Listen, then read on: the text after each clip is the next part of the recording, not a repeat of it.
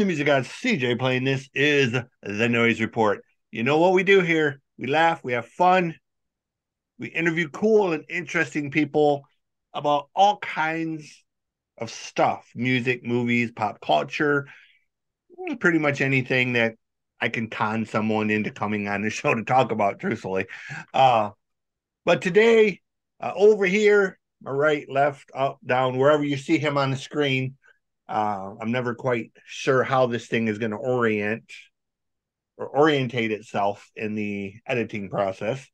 Is Mr. Ezra Grey, and he's going to introduce himself, give you a little background on himself, and we're going to talk about music and his music and other music. And I got lots of questions. I got notes over here on the other screen.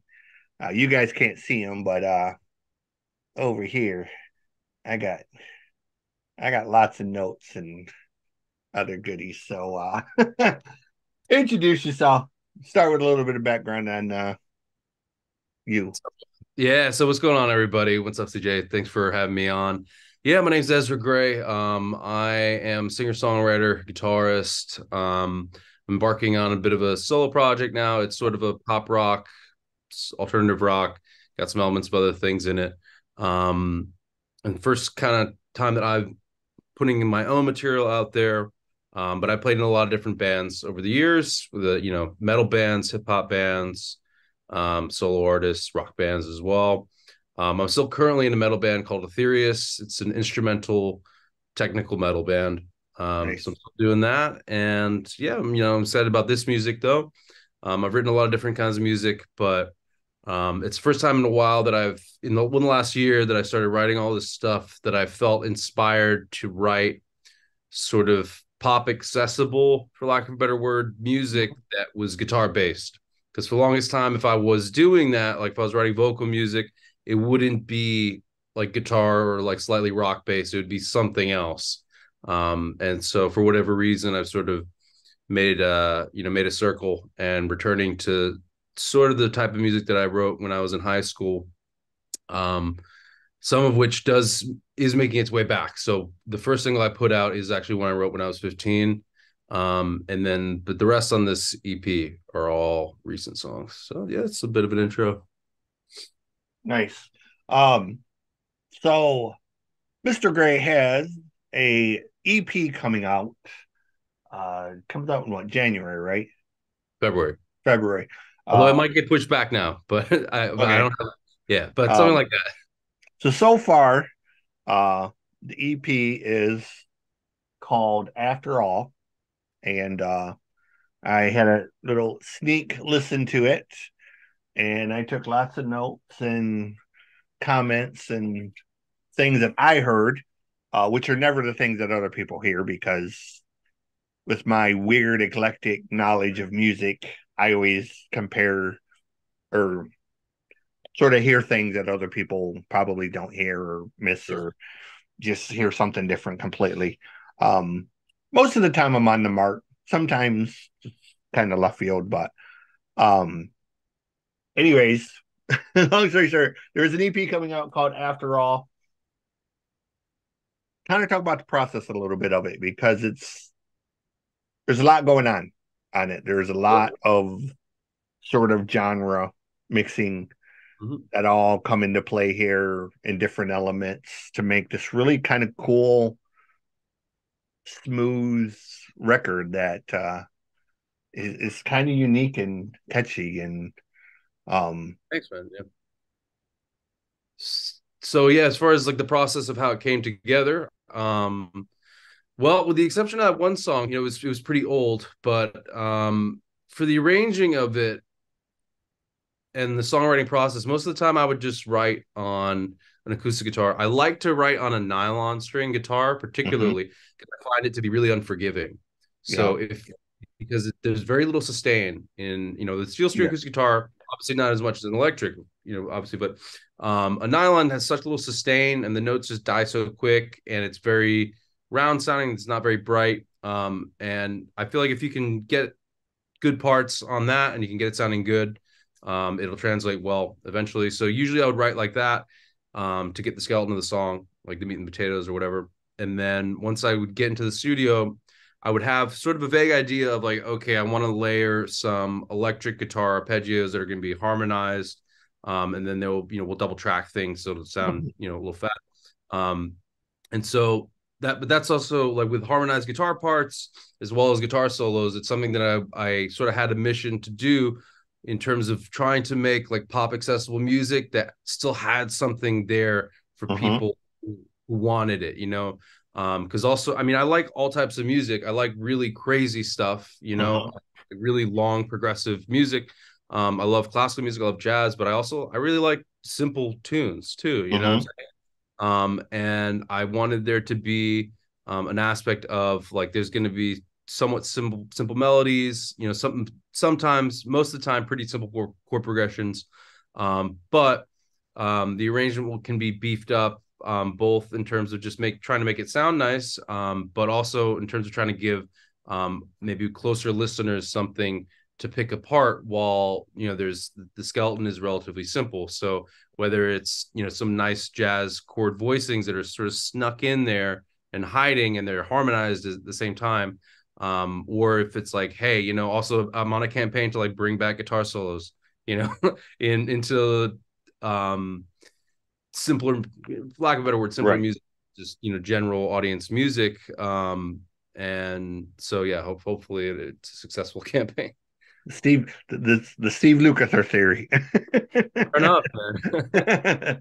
um, I I dig this record because while it may not be something I would listen to all of the time, Mhm. it has a lot of elements of stuff that I would listen to. Sure. Come from a very eclectic background, as you can see, Prince, AC/DC, Iron Maiden, Bob Marley, Pink Floyd, Yeah. um, the Reticent, Midnight Devils. I come from all these backgrounds of music, and I like the fact that you have all of these elements on this record, and they fit together really well. It's like the the arrangements of the songs Yeah, thanks, man. and I appreciate it. the elements within the songs themselves. Sometimes you would think maybe this shouldn't work together, but it works together pretty well, and I like the production of it. It's hold on, this stupid chair. Something broke in it and it keeps sliding down on me. Um, I am currently going to school, taking online classes to be for music production. Awesome. Yeah. So, I've done this for so many years. I've been 35 years myself in music. And now that I'm learning the production side of it, I kind of hear it from a different, like a new set of ears. No, for sure. I always was the music fan and the music listener and the guy who wrote music, but I never produced it. I didn't know anything about the production side of it. And now that Okay. I'm learning that, I hear things that I never would have noticed before or picked up on, or little techniques that I know now that I didn't know before. Mm-hmm. Mm-hmm. So I notice a lot of that here on the production side of it. There's some really cool, like I said, the flow of the record and the production that went into this it's nice. I like it a lot. Like it's Thanks, man. Yeah, we had it definitely, well, two things on that, production. I've been quote unquote producing music for a very long time. Obviously, Mhm. when I first started, I didn't really know what I was doing. I just sort of learned it over time. This record was, I didn't engineer the record. I co-produced it, and it was co-produced and engineered and mastered by my friend Zaki Ali, who's also drumming on it, and also he plays drums in my metal band, in our That's cool. metal band. And he's a fantastic engineer. I don't know as much about the engineering side of things, but certainly as far as arranging goes, and in terms of arranging production, and also um, the technical side of production, not in terms of like compression and mic techniques with like rack Mhm. mount magnets, but in terms of like manipulating sound to get it to do what you want to do in interesting ways. Um, and so yeah, there are a couple moments on this record and in future tracks that are going to be released where we did things in sort of a roundabout way to get sounds, sort of just from playing around, you know. That's it's always been sort of a key thing for some really famous records. You know, they've done really unconventional stuff to get famous things that we know. Mhm. Um, you know, bands all the way from the Eagles to AC/DC to Guns N' Roses have recorded things that, you know, just might seem completely out of place or strange, but they ended up being really famous parts of Yeah, songs that we recognize. So I kind of want to break a few of these songs down because sure. Yeah. um just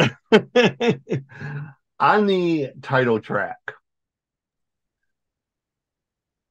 it's got the jazzy vibe thing going on, but it's got that modern rock guitar kind of layered into it.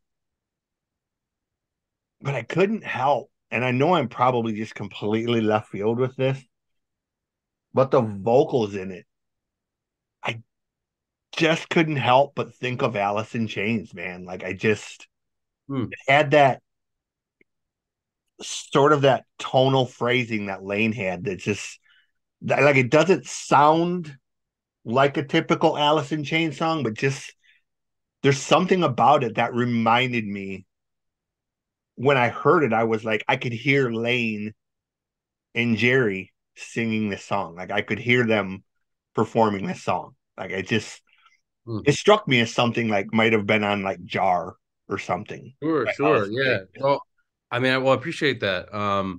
And I mean, first of all, I mean, I'm a huge Alice in Chains fan. I'll admit I haven't been listening to a lot of, the newer stuff with William. That's his name, right? William Duvall. Right. Yeah. But there was a time when I was, like they were like my number one band, Nice. for years, and I was just like religiously listening to them. And I think, yeah, that might come out like subconsciously just because I mean their voices work so well together. I mean, you talk about an Right. excellent combination. It's not crazy to say it's like a John and Paul thing, with them. Their Right. voices just sound so nice together, in a more extreme way because they're more different than Paul's, Right. even though they were different. But I'm Um, saying like it isn't conventionally like what they would do, but it just like when they did the Jar record, right, was the more acoustic stuff. yeah, It just kind of I could hear them performing this song for some reason in my head. Like I could, Jerry's so diverse as a guitar player, yeah, yeah, and I could hear him just doing those jazz chords with the rock guitar, the power chords on top of it, and I don't know why. Like I said, I don't yeah. know why I heard it, but it really made me think of Alice in Chains. Like I for some weird reason. So CJ, there's two things. There's one thing that I think might have to do with that, that I'm going to get to, but the other thing is I want to ask you, what album is "Don't Follow" off of? Because I know that's not like a lot like this, but it just made me I thought of that song because it just reminds. Honestly, I don't. I'm not like super familiar with Yeah, like other than maybe the first couple records. it Um, might have been off of that one, but it just came up to me because it wasn't a very typical song for them. It sounded right. like sort of a, I don't know, almost like a country kind of thing they did. It was like harmonica Yeah, on like it. Jerry's always been like really diverse in his playing. Yeah, Like he's never just stuck to kind of one thing. I mean, he's always had elements of um I've always kind of compared Jerry on guitar to almost like Les Claypool on bass. Like he's just got that diversity in him to where, you know, he he doesn't play the standard 3 chord or 4 chord. absolutely. Like he Yeah. doesn't stick to a pattern. Like Jerry is very Jerry when he writes. Like Mhm. there's a tone that he has, very much like Slash. When you hear Jerry's playing, you know For it's sure. Jerry. Yeah, Um, and both they're playing, but Jerry's more so. I mean, were very influential to me. right. Um, the thing I wanted to mention, CJ, though, about what you're, it's not exactly what you're talking about, but it sort of is because when I was writing the song, I had in my mind, I mean, I had like the material I wanted to write about, But in terms of like wanting to get at a type of sound, I just kept thinking like, man, I want to write something that's like that like where I'm pretending I'm like Chris Cornell, like half Chris Cornell and half Yeah, Adele. And so it might be because I was intentionally trying to do a little Chris and that Cornell kind might of be. thing that Seattle guys and they're relatively similar. Yeah. But yeah, I so yeah, speaking of Chris, I mean, I'm a massive Mother Love Bone fan. Um, oh hell yeah, I man. was fortunate enough to have met Andrew Oh and yeah, got to really. hang out with Andrew, and the guy was just he was so next level. Like it was so soul crushing when he Yeah. died, I can and like imagine, man. I've only he seen the after of everything, you know. I knew yeah Pearl Jam and then Temple of the Dog, and then I found out who he was, and yeah then I listened to Chloe Dancer, and I was like, "Oh, this song's so good. I wish they yeah would have man finished of it." golden words. Like if there is, I've always said like I'm not a great singer, but I'm learning to sing going through this because I have music theory and vocal and and all of that. And if there was any one song that I want to cover and do my own version of, it's Man of Golden Words. Okay, Like it just I haven't it's heard that one some yet, but check it out. oh man. It's where the phrase Temple of the Dog comes from. Okay, Um awesome. All right, so it's just it's really Andrew just sitting at a piano and just, you know, if I was a man of golden words, what would I say? And it's such a haunting song. sure. And he was really a poet in the sense of what Morrison was, you know, like Mhm. I've always sort of compared Andrew Wood to Jim Morrison and Steven Tyler came together in one person. That's Interesting. really was because he had that Tyler persona, but he was a poet like Morrison. Um, and he would have been such a huge rock star, man. Like he just Yeah, um. I've But seen the anyway, I've seen his contemporaries talk about him, and they always seem to say that yeah, kind of thing about him. yeah. He was built for it, man. He was built for the stage. Sadly, drugs are Yeah, the curse that they are. Um, the second song, yeah, is pronounced Yale. yeah, Yeah. yeah, yeah. Okay. Um, I love the way you did the solo in this because it's almost like a guitar solo without actually being a guitar solo. You know what I'm saying? Like I think I do know. I mean, it yeah. was mixed in so well that it was in your face, but it doesn't distract or overpower the rest of the song. Like it's the one more than anything else on the record. It's the one part that on the production side of it, the arrangement side of it, that I really noticed. Like the electric guitar part on this song was so perfectly placed and timed that I was just like, man, this is cool. Like it has that sort of Gabriel vibe, but it also has sort of a Dave Matthews vibe, and um, but that solo just kind of comes in and out throughout it, and it's so perfectly placed, man. Like Thanks, it man. really impressed me more than anything else on this record. Like it I just appreciate. it's absolutely perfect. Yeah, thanks. It's with that one. So there's like the little solo at the end, the little tail Mm-hmm. solo that came first. With the bridge, where originally I called it the bridge, where it's like the longer solo in the middle Mm-hmm. happens.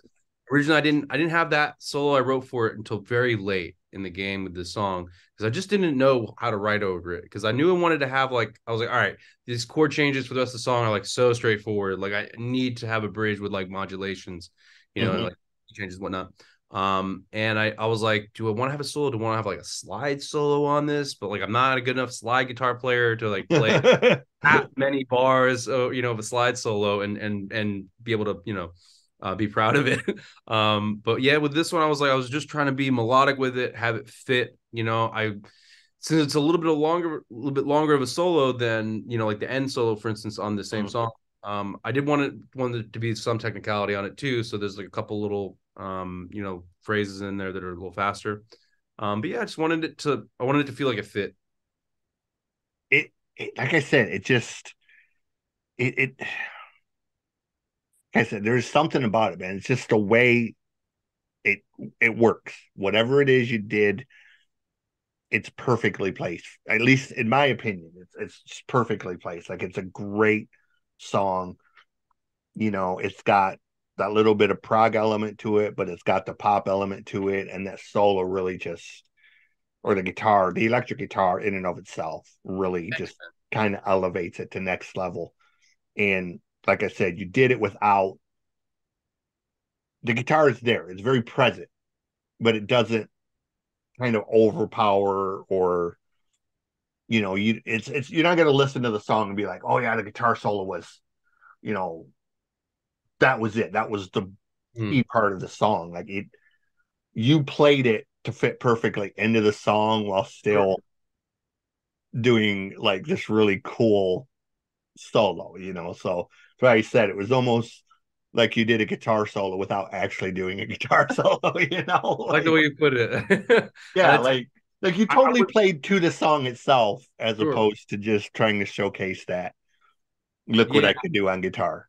I've never thought about it in those words, but that's a great way to put it because I was definitely trying to do basically exactly that. Yeah. Um Next song, the song Bliss. Hmm. The other part that of this record that I really loved the drum part Oh yeah. because that song sort of rides on them that sort of big bass drum Hmm. beat, or I don't want to call it a beat, but that sort of foundation Hmm. background of it. It's the sort of you know talk about the sort of, I guess, the arrangement of that or how the idea come about, because it's very cool sounding. It's very haunting. Like Thanks, it man. almost has a,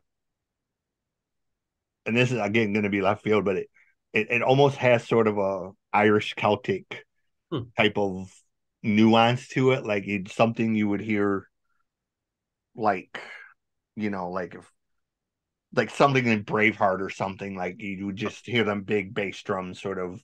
Oh, I hear you. Do I hear you. do do do do. War Sure. drums, I guess. Maybe I'm thinking that maybe that's a better term. It's like the war drum type of drum, like the. I Uh, hear you. I hear you.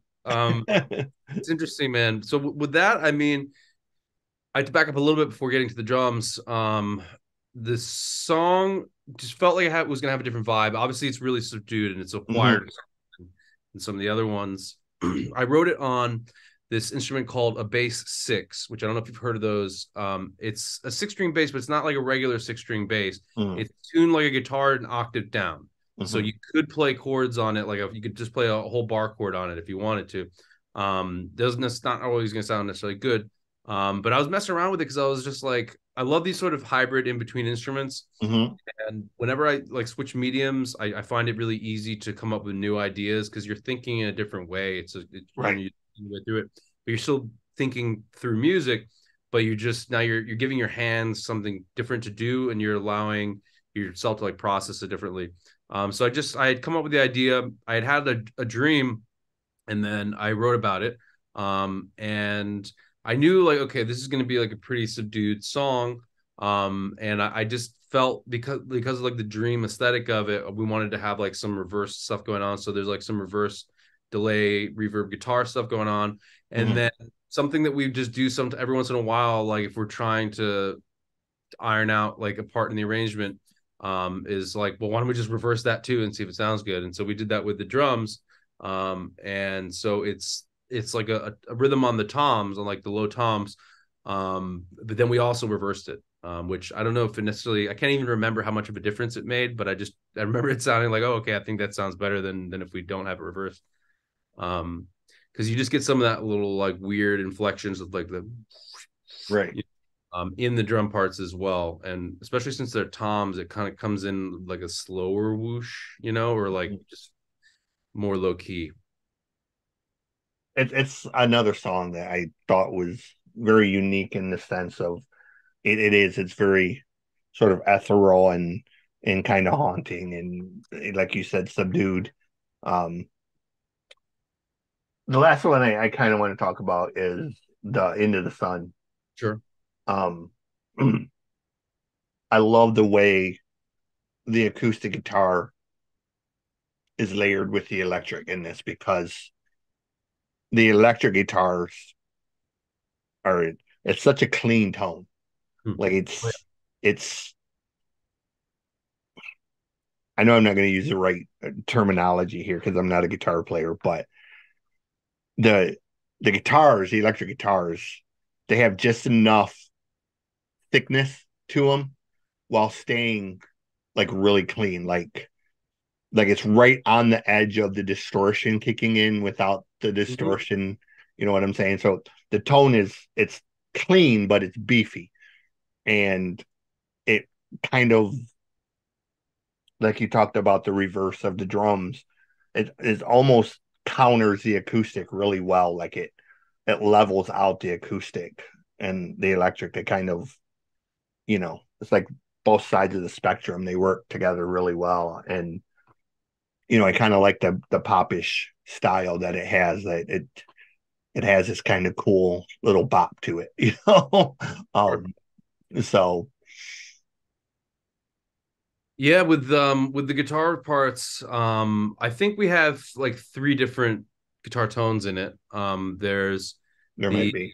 the most present guitar tone that happens, at least in my mind of it, because it's the one thing that's like, with the exception of the guitar solo, because okay, we can put that in a box. Like Mm-hmm, the guitar solo tone, it's mostly what I think of most of the electric tone in this. There's like the rhythm guitar part that's mm-hmm, doubled that has a little bit more grit on it, and then there's like the singing chime like guitar parts like do that mm-hmm, that are like a little higher up, um, and those are harmonized as well. So we have, and those happen pretty much just in the chorus. And then we have like a little delay effect that we use to like shimmer it in and out mm-hmm. a little bit. So that happens a bit like in the intro, and then when the Right, verse, and then the acoustic part is doubled in the chorus with an electric that's has a bit more breakup on it.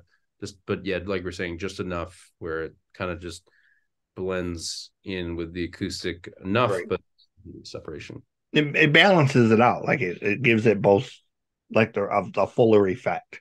Mhm. Um, to where again, going out on a limb, I think without the electric guitars in this song, it would almost sound too Dave Matthewish. Like it would have that sort of chirpy vibe that Dave Matthews has on some of his stuff. Um, so the electric guitars kind of balance it out and make it more, give it a bigger appeal, I think, than just sort of mimicking something else. Um, Talk about your background in music a little bit because you have a background or you have a degree in both music and philosophy. And, you've, like you said in the beginning, you've done a lot of stuff. You've worked with hip hop, you've worked with jazz, you've worked with metal, you've worked with um, that. And that's awesome to me because I relate to that. Like Mm-hmm. getting into this thing, I want to be that producer. I want to be that guy that when you come to me, when you come to my studio, I don't care what you bring to me. Bring Yeah. reggae, bring metal, bring punk, bring country, Americana, bluegrass. I don't care. Bring it. We're gonna mix it. We're gonna make it sound awesome because um I I've always said I want to be the new or I want to be the modern Rick Rubin. Sure. I Sure. want to be that guy that could just mix any fucking thing, whether it's Yeah. hip hop or metal and I want to come up with shit that just not that it hasn't been done before, but I want to come up with that shit that when you hear it, you're just like, holy shit, who the hell thought of mixing this and this? Um, Yeah, man. and I mean, if I don't leave any other mark in music, that's what I want to be known for is a guy Yeah. who did the craziest shit and put shit together that you just would have never thought to do. Yeah. No, I hear you on that. And Rick Rubin is what a guy. I mean, that guy's super, super, super knowledgeable. I really have Yeah. been enjoying getting to kind of follow what he has been putting out there in the last few years. I bought his book. I haven't gotten too deep into it. Oh, I But didn't even know he wrote a book. I'm gonna have to he wrote find. a book, man. Yeah, that's what I'm saying. Because I was watching all these interviews with him, and I was like, wow, like look at this guy, man. Yeah. So yeah, he's What a got this. what a fucking resume, man. Like it just. I know it's like a So joke. insane. Oh, Like, it's like too good to be true. You're just like, what? Yeah, and it's so diverse too with the different styles of music. So all these like smash hits. But yeah, as far as my background, so I when I first started getting into music, I did get a guitar when I was 6, but I only played for like a month. I can't remember why I wanted to play. To be honest with you, I was a little too young. I put it down because I had a guitar teacher that I don't know. I think he was kind of like mailing it in, and I also don't blame him, But right. like so I kind of was just like meh after like a couple months or whatever. And it was sitting around my house until I was about 11, and then I think it was a combination of Nirvana and Jimi Hendrix, Nice. but and for two different reasons. For Hendrix, it's fairly obvious because it was just like, whoa, man, this is cool. Right. But I think that wasn't as immediate as with Nirvana. I just loved how like brutal his guitar tone was. And for I was like about 11, and the songs are obviously super catchy, and they're easy to digest. But he had such like also just his raw like Kurt's like just vocals were so like just heavy and screamy at times. But yeah, I just really wanted to pick up guitar because of that. And then, fast forward a bit, I start to get into metal and heavy music over the years. I'm teaching myself, and I like everything. I like Jimmy Page and Zeppelin were big influences early on.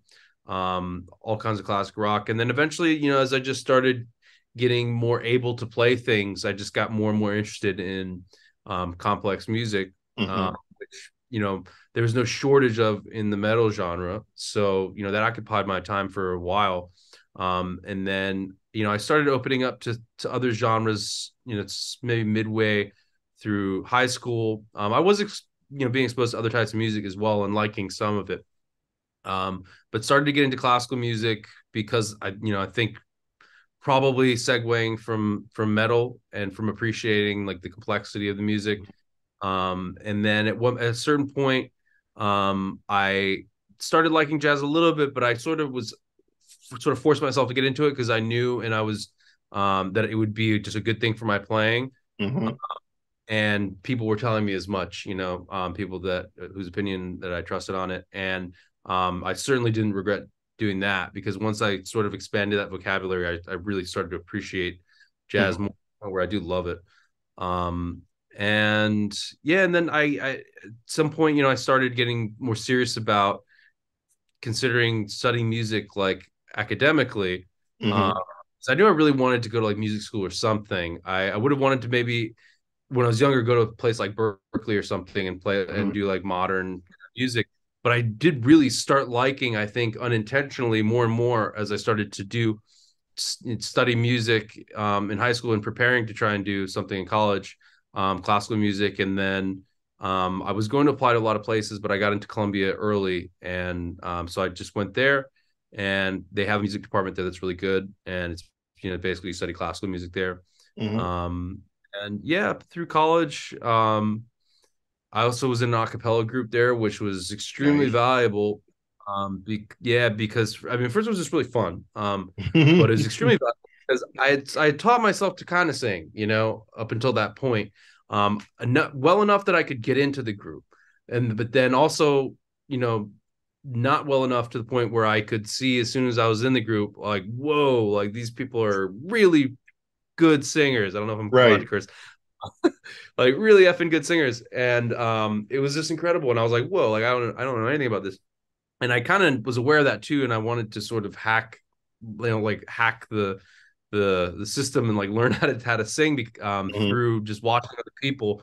And because you're also just singing so much all the time, and you're having to listen to how people are singing and having to sing with up to like 16 people at a time. That was the largest the group ever got when I was in it.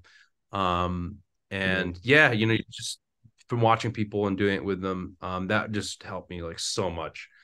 So by the time I was done with that, I felt like I had undergone a lot of vocal training just from singing and being in the group there. And then after that, when I left school, I was just played in a bunch of different bands. Got the opportunity to get on a couple tours as I started meeting people and networking and hopping around different projects. to the point where, um, the last maybe it was like 5 or 6 years ago, I met Zachy through a band that we were playing with at the time, and then when he was forming this project, Ethereus, that's the band that we're currently Mhm. together. Their rhythm guitarist, when they were about to release their first EP, and then their rhythm guitarist was going to have a baby, and so he decided to take step back from the band, and so they asked me to join, and then from then, I've been involved in a few different projects, but here I am now. It's it's funny how music can evolve and take people in crazy places. Mm-hmm. I use the example of Max Gorlick. Um, No, sure. Obviously, dad is Kenny G. Yeah. Kenny's world famous for jazz and adult listening, saxophone, and all of that. And then Max comes Right. Right. along and is this monumental guitar player, but he plays this aggressive gent style metal, and Yeah. it's Yeah. just it's you kind of like where the hell did that come from? Like the son of Kenny G is like this brilliant metal. Like you get Yeah. that actual musical talent, that would seem natural. But like all the avenues Max could have taken musically, True. True. Not like as expected. he's just like this fucking brilliant metal guitar player who plays this just disgustingly technical Oh yeah. shit No. that is it's amazing. I mean, it's not typically the type of metal I listen to, but there's no denying Sure. that Max is every bit as talented as his dad, just in a Oh yeah, no doubt. He's opposite. super talented. I haven't been keeping up with what he's been doing lately, but I've been shown it a number of times. I actually went to school with him. He was at Oh, Columbia at the same time I was. oh wow. I met him a couple times, but I don't really we're not really friends. I don't really know him. Right. I've just met him a couple times at like some sort of music related thing. But yeah, Yeah, I so just I'll to like I said, he's just one example.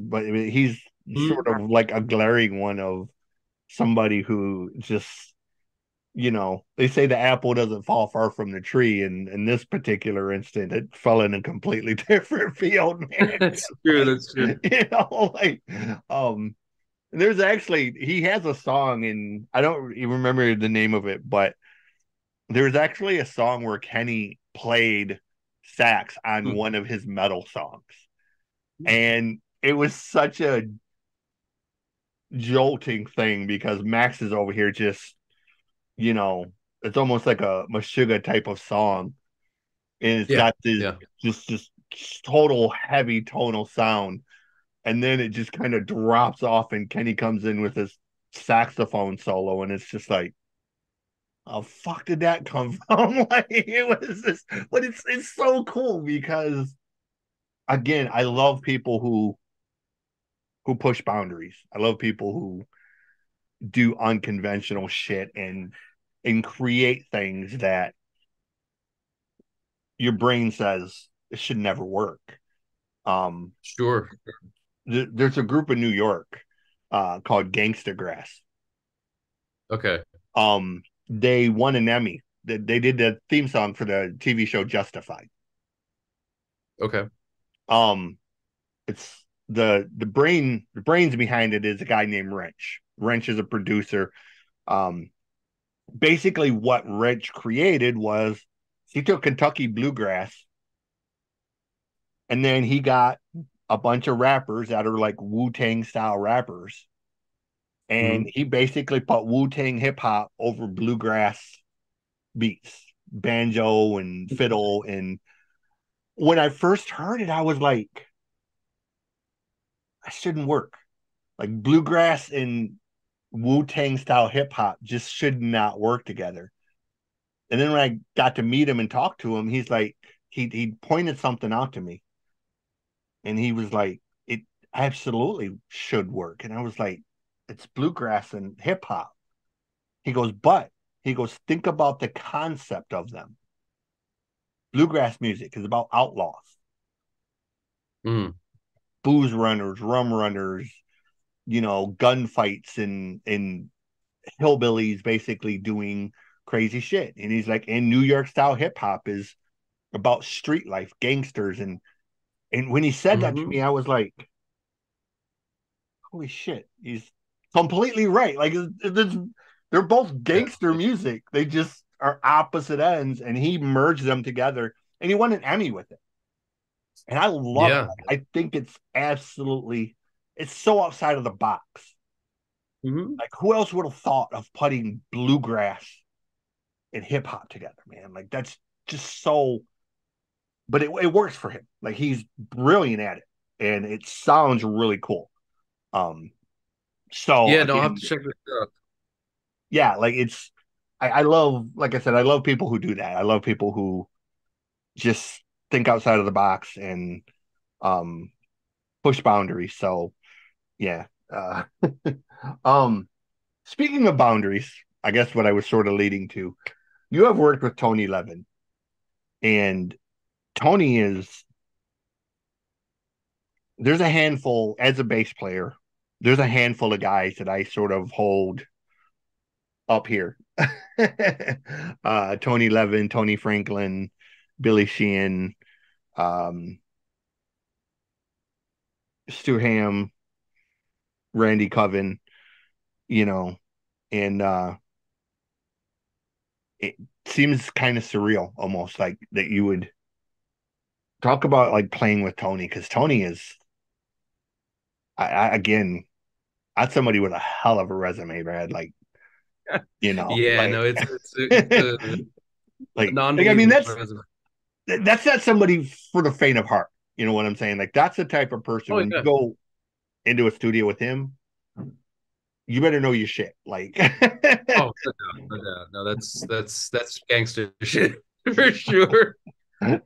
It's definitely youth level. Yeah, I've never been in a studio with him. I've played with him a couple times, handful of times. I met him it was at a music camp that he puts on with Adrian Belew and oh Pat wow, Masalato.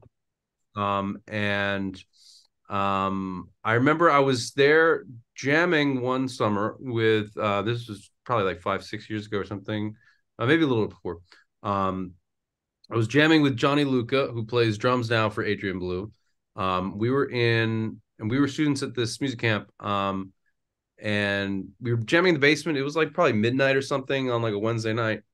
And I don't know, I just had like my Ibanez with me, and I was making some stuff up. And he's a really good nice, musician, really good drummer, and he plays a number of different instruments. So we were just improvising and having fun. And then Tony just like walks in, and his upright Steinberger bass is just in the middle of the room there because it just was hanging out there the whole time. And then he just hops on, and so we're like, okay, like better continue playing well. right? And I, I mean, it's you definitely like lock in at that Yeah, moment, you know. It's either you do or you don't. But luckily it worked. We did lock in, and it was just super fun. I mean, like he can pick up. Obviously, he's a legend, so he's obviously can yeah. pick up any kind of like if we're switching to something around, Mhm. he can do it like extremely seamlessly. I mean, just yeah, describing the way like what it's like to play with him. I mean, like he's just amazing, you know. I Yeah, mean, it's he just knows what to play at every moment, and he knows how to hang back. Obviously, you know, as a bassist myself, also, you know, that's something you got to know when to hang back. You got to know when to right. play out more, and choose the spots carefully that are because I mean, first of all, you can't mess up as a bassist, depending on the style of music, you know. But on almost any style of music, you know, you absolutely cannot mess up on the bass. And you're sort of like an offensive or defensive lineman. Like it's a very thankless job, and you're providing like the backbone, you know. Um, so but then finding those moments where to play out where you're knowing that it won't be invasive but it actually Mhm. is what the song needs that at that moment. And so like bassists I think just tend to be like pretty tend to be a little bit more generous and selfless people, and that he's absolutely that case of person. He's Yeah, like one of the absolute people I've met. And yeah, I mean it's just, you know, there's not much more to say about it, you know, besides he's just a ridiculously good player. yeah. I've interviewed quite a number of people who've worked with Tony, and they all he's one of those guys that you rarely or never hear anything bad about. Like Oh yeah, I there's couldn't imagine. there's no dirt on Tony. There's no he's one of them guys that people just kind of universally love. Um Yeah. and Yeah, I yeah. I've always been in awe of the guys that played with Frank because Mm-hmm. of all of the musicians in music that have worked with whoever over the years. Frank, he was just a complete different beast. He never played the Mm-hmm. same thing twice the same way. Frank, by his own admission, didn't know 5 minutes before he walked on stage what he was going to do that night, how he was going to play that particular Yeah. song that night. So those guys that played with him had to always be ready for whatever Frank threw at them because they didn't know how Frank was Yeah. going to Yeah. play it. They didn't know where Frank was going to go with it. They just had to follow along. And Mm-hmm. to constantly, to constantly know that you're walking onto that stage and you have no fucking idea what Frank is going to do musically, but you better be prepared Mm-hmm. for it. And they always were, whether it was Mothers Yeah. of Invention, whether it was Frank's solo band, those guys were the consummate professionals. So whether it was Adrian or Tony or Mike Kinnelly or any of the guys that have played with Frank over the years, Steve Vai, Mm-hmm. I've always been in awe of those guys because the skill and the testicular fortitude it took to walk in that stage every night, knowing that you can't prepare. Like, you know, most bands they practice and they prepare and they know exactly what they're going to do when they walk on that stage. And Mm-hmm. barring equipment failure or gremlins, glitches, whatever, you know what you're going to do for the most part. Mm-hmm. And Frank was the complete opposite. There was no preparing for it. There was no amount of practicing or whatever. Because again, Frank, by his own admission, he didn't know what the hell he was going to do. He was just making the shit up as he went along. Um, so you know, people like Tony, like I said, I've always been in awe of guys like that could just improvise and do that. And again, it's jazz theory really at the end of the day because that's Yeah. what jazz musicians do, or at least good jazz Yeah. No, musicians. yeah, I was gonna say, it was pretty much the same thing. It's yeah, improvisational players. Um, it's where it's at. That's the kind of people that you want to have around. For I think in any kind of situation musically. Mm-hmm. Um, but definitely if you're playing something like Frank Zappa, if you're playing in his band, you need to be ready for anything. And so Right. at that point, it's not really preparation for the gig. It's just whatever preparation you've done in the past musically that makes you the musician that is able to play with him. Yeah. I actually got to talk to him one time, and it was the craziest thing. They had their own label, the Barking Pumpkin, and I got my hands on a Dweezil Zappa CD, and I wanted the rest of them. And I Oh called the yeah. number on the back of the CD, thinking that it would be, like a secretary or somebody who answered the phone, Mm-hmm. or it was like some office or something. And Yeah. I called the number, and he answered the phone, and he Oh was yeah. talking, and it took me about a minute and a half to realize that it was Frank. Yeah. And I was like, "Holy shit!" I was like, "Wait, is this Frank Zappa?" He's like, "Well, yeah." He's like, "Who the fuck else would it be?" I was like, I honestly didn't think you would answer your own phone. And he's like, my label, my house, my phone. He's like, who the fuck else is gonna Nice. answer it? And I was like, okay. And he took my order and he was just so like frank about it.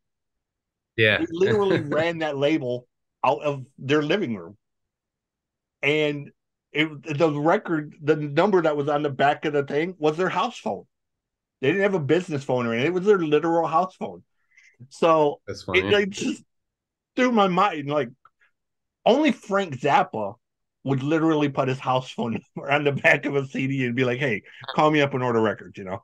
Um, so it just again, it's just more legend of who Frank was and what he was, and just such a the character, the legend that Frank was. Um, and even his kids now, have sort of continued that. But um, where do people find you, social media wise, music wise? If they want to, is there anything by Ethereus or anything else you might have recorded that they can go and check out and whatnot in here?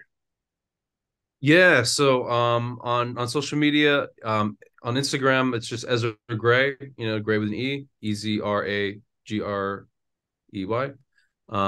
And on Facebook, Ezra Grey Official, YouTube, Ezra Grey Music. And then yeah, Hard to keep Theory is track of, right? it's hard to keep track, man. Yeah, yeah. I got lucky with the Instagram one because it's just my name. Right. But the other ones, I found it odd that the other ones were taken, but not the Instagram one. But and then yeah, Ethereus were it's Etherius. That's an instrumental metal like shred band. Nice. We're finishing up our third album now. So I'm not sure when we're going to be totally done with it, but it's in the mixing process right now. Nice. And so yeah, we're excited about that. Obviously, it's a totally left field thing from what I'm doing now, or rather, what I'm doing is left field from that. Um, but yeah, I mean, if you like guitar stuff, you'll like that. Yeah, If you like I love heavy, everything, man. Like yeah, um, it's I again, I do this because music is what saves me every single day. oh yeah, So whether it's Bob Marley, whether it's Gary Moore, whether it's Charlie Daniels, whether it's people like Vinnie Moore and Randy Coven, on the instrumental side, whether it's hair band stuff or um, true, true.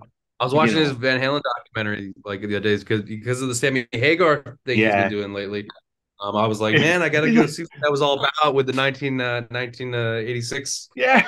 years. I I made a comment and pissed everyone off with that. So, um, when he announced Joe Satriani as a guitar player, I was kind of like, wait, so Chickenfoot is going out as a Van Halen tribute band? Yeah, And everybody's like, well, it's technically one half of Van Halen. And I was like, completely missed the fucking joke, dude. You just right, completely right, right. missed the fucking joke. And they're like, well, what's the joke? And I'm like, Sammy, Michael, and Satriani are basically three-fourths of Chickenfoot. That was the joke. Chickenfoot is going out as a Van Halen tribute band, and everybody's like, it's like, never mind. Like people are just they take shit so seriously sometimes, and it's like, Yeah, dude, it's music. It's supposed to be funny sometimes, and sure. Well, yeah, I mean, YouTube comments that are typically, or I mean, notoriously incendiary. But also, yeah, I think with the nature of like, you leave a comment and it's like you're communicating. It's like a game of telephone. So yeah, like if you were just in person with the person, you could explain in like 2 seconds in real time. But then it becomes this whole thing, and then people are arguing in the comments. yeah. It's just like I said. It's just humor is one of them things. I guess that joke didn't. I guess it wasn't as funny as I thought it was, but um, I kind of figured it was gonna when Sammy kind of hinted at he had a famous guitar player. I kind of Mm-hmm. figured it was Satriani, because he was Sure. kind of the only one that made sense other than maybe Steve Vai and Yeah, make that. um, She's already been playing with that one. but anywho, thank you for coming on here and listening to me ramble and um my inane stupid attempts at humor and um whatnot. They Uh, landed with me. like I said, I really do dig this record. It's very unique sounding, and I like the tone of it. And again, um, probably not something I would have ever come across, I think, probably in and of itself, but something I will definitely listen to now. And um, a lot of cool tones on it. I'm very happy that Sure. Beatrice sent it over. For those of you that if I forgot to mention, Beatrice Kimmel is the one who set this up. It's EMK, right? It's EMK, right? So EM, it's sounds like impact. So like yeah, EMPATR, I think. Yeah, impact PR. yeah. Hold on. Yeah, I don't even have it up on the screen. Oh well. Anywho, Beatrice Kimmel, look her up. She has an amazing management image consulting thing going on. Very diverse, a lot of very cool stuff, and she sent over a number of artists that we have interviewed, and he is one of them. So I want to thank Beatrice for trusting me enough to allow me to do this. Um, I wish you great success with this, man, when it does get fully released in February or whenever it is that you get it out. Sure. Um, Definitely keep me in the loop, and tour dates. I guess the last thing to touch on any kind of shows or tour dates or anything live music related, Nothing, maybe.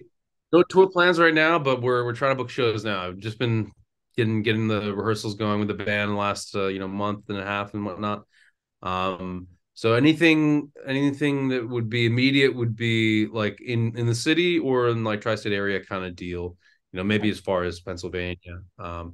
But yeah, pretty much tri-state area would be where things would be happening at the moment. Awesome, awesome, awesome. As always, you know how we end this. Be well, treat each other with kindness. Remember that no matter what you're going through, music heals.